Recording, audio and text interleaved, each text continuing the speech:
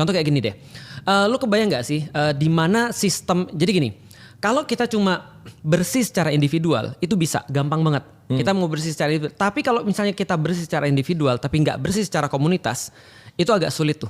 Karena komunitas akan narik kita kepada kebiasaannya dia. Tapi masih bisa nggak kita bersih sendiri di antara komunitas? Bisa, walaupun kita akan stres. Tapi kalau kita bersih sendirian di antara sistem itu nggak bisa. Contoh ya, lu masuk pergi ke pasar. Lu aslinya dari mana sih? Jakarta ya?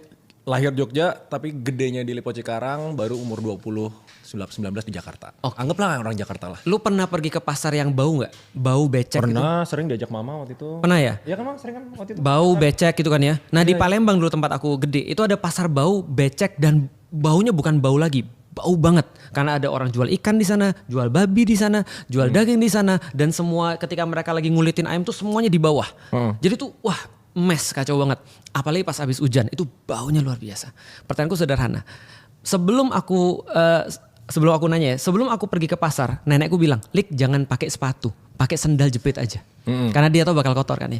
Yang kedua dia bilang, "Lik, sampai di sana nanti kamu juga pakai jangan baju yang bagus." Nah, ketika aku sampai di sana, pertanyaanku sederhana. Banyak nggak kita ngeliat orang ludah sembarangan di pasar? Banyak. Kenapa ada orang ludah sembarangan?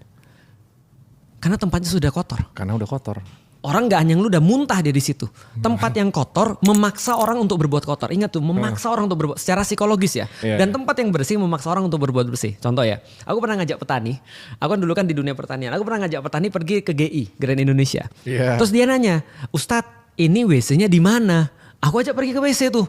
Terus tiba-tiba dia keluar lagi. Aku bilang, "Loh, udah selesai." Dia bilang, "Aku nggak bisa kencing di sini. Ini bukan WC." Maksudnya apa? Terlalu bersih dia bilang. Paham gak sih? Lu kayak disuruh kencing di kamar gitu maksudnya. Gitu kan ya.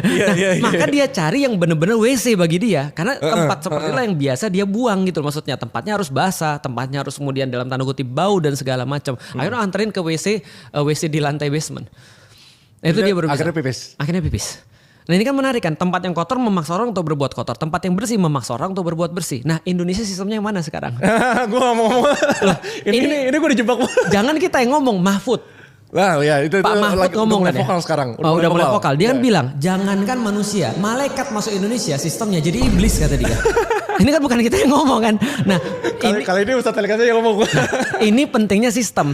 Makanya Rasulullah tuh pernah bilang begini, Al-Madinah tuh kalkir. Sesungguhnya Madinah tuh seperti tungku api kata Rasulullah. Nah itu sebuah sistem tuh fungsinya sebagai tungku api. Apapun inputnya, outputnya sama.